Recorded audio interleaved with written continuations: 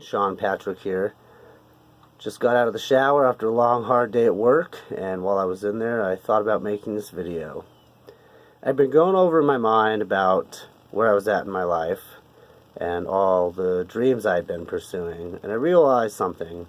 Your dreams don't always look so glamorous once you're on your way to get there. Your dreams aren't so luxurious as you might imagine them in your mind.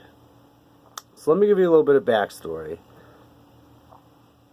In my way younger days, when I was 18, 19, somehow I got it in my head that I wanted to be a rapper. It was just something I enjoyed doing, sitting around and doing that whole thing, freestyling with my friends at parties, and I really fell in love with it. I think it went back to how I used to write a lot of poetry growing up. So I go on and do this, and I get serious about it. I start doing shows, I start writing and recording music, I'm on a couple of albums, I make a music page on MySpace back when that was a thing, and I start touring, and I really had these dreams that I could be great, that I could be good at this. Well, for the next 10 years, I spent most of my time hopelessly broke, for one, and just not in a stable position in life. I was living out of a backpack or duffel bag most times, in between jobs a lot, but I was living my dream of being a rapper. I was traveling around, I was, doing shows all over the Northwest. They weren't very big shows, and I wasn't really getting paid anything, more than maybe a bar tab, but it still happened. So after 10 years of that, I decided to kind of hang up my hat and give up the silly dream of being a professional rap artist. Over the next couple years, I went on a journey of self-discovery and self-improvement. I worked regular jobs, I did a lot of partying, I had a lot of ups and downs, jumped around in relationships, and I had several failed business ventures. Things I tried. I wanted to be an entrepreneur, and they just kind of either slipped through the cracks or didn't really take off at all because I didn't have the money to really start them in a proper way. So it was about maybe 2 years ago I decided that I should start writing. I had always been a writer since I was young. I'd always wanted to write a book. In fact, when I was in the 3rd grade, my whole idea was that I would spend my 20s, traveling and having adventures, and once I hit my 30s, I would draw on my experience and write. So writing a book was always something I wanted to do, all through my life. Well, I worked on this book, and I worked on that book, and I've started and near completed several books that are just sitting in storage in my computer and on the internet, waiting for me to finish them and publish them. Last winter, I decided it was time to publish a book. So I got serious. Now keep in mind, this was a dream of mine. This wasn't just something that I wanted to do.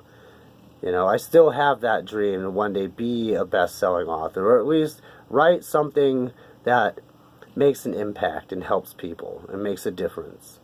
Something I could spend my time writing and traveling. Anyway, last winter I decided to get serious and write a book for publication. So I did. I published it. I thought things were going to be great. Well, I wrote a book, so that's good, but I'm really only making like $30 a month in book sales. I'm going to write another one, and I'm also probably going to write a second edition of this one this winter, and hopefully it'll be a little better off. It's a learning experience. Another dream I had was to buy a school bus and convert it and live in it.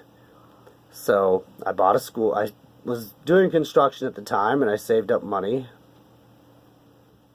and I bought a school bus, and I started working on it. I actually quit my job because the plan was to write a book. See, this happened before last winter, probably about 2 years ago, before I really buckled down and published something. The idea was to live in the school bus, write my books like I've always wanted to, travel around and live kind of a freer life. Find something. find the time to do what I want to do, to follow my dreams. So not much happened with the bus for the next 2 years. I kind of went through a bad breakup and went off the rails and just kind of traveled some more and worked some gigs. And then I came back to my hometown, settled in for the winter, and wrote the book Bulletproof. And from there, well, I was really working on marketing myself and even toyed around with the idea of becoming a professional coach, which I still coach people from time to time, but it's not what I would call a professional thing. It's more of just me trying to help them out when they ask me. I'm pretty reluctant to actually coach anybody because people really, really have to want to change. Like, for them to go through the kinds of changes that they need to make or hear the kind of information they need to hear, adjust things in their lives, it has to be a matter of do or die trying. For most people, I think. So, it takes a real certain kind of special request to get me to act as a coach for someone. Anywho, so the book Bulletproof was about finding self-confidence. It was, they say write what you know. I could have wrote on any number of things, and this was something very personal to me as I struggled with confidence for a lot of my life. So I wrote the book about finding self-confidence, published it. Not doing as good as I had hoped, but, the important thing is I'm living my dream. Now, I'm living in the school bus. It's barely put together, barely insulated. It's wintertime. I got a little propane heater. It keeps me warm. I don't really have the money to do much to it now, but I got a job as a framer, making good money, but I'm working outside. It's kind of miserable. And the whole idea is to just write another book and keep on going, save some money, finish the bus, pay off some debt, and just keep trying. Because what else can you do when it comes to what you really want to do with your life? Is you have to keep trying. It's not always glamorous. You'll find yourselves in this position where you might become homeless. You might be struggling financially. Your life might fall apart when you're in pursuit of your dreams. I know mine has several times. So while you're working to achieve your dreams, you're going to find yourself in messy situations sometimes. It's going to be depressing. There's going to be despair. But at the end of the day, even though your dreams aren't so glamorous, when reality sets in, it's still something meaningful to you. And I really believe at my core it's important for people to do what is important to them. Chase your dreams. Go after it. Even if you fail, you can look back and say you tried. You can sit with your failure with a sort of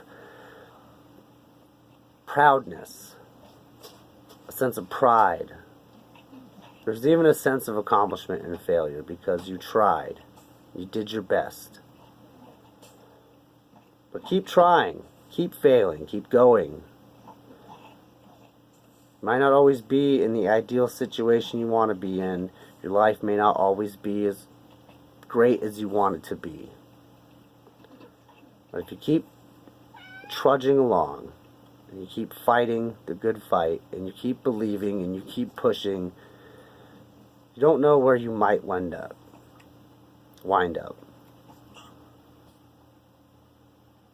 But it's probably better than where you were when you decided that this wasn't how you wanted to live your life and that you wanted to go for something more. So that's what I wanted to talk about today. If you like what I have to say, subscribe. I'm going to be putting out a lot more of these videos. I'm getting set up in a studio soon, probably in several months from now, or I'll have access to a place. And I want to start doing these for you guys. I hope somebody takes something from this. So, anyway, so that's just me rambling on. Yeah, be sure to stay tuned and hope you guys are doing alright. And keep chasing those dreams. Even if you're in the muck, believe me, you come out somewhere. Somewhere better than where you started. Cheers.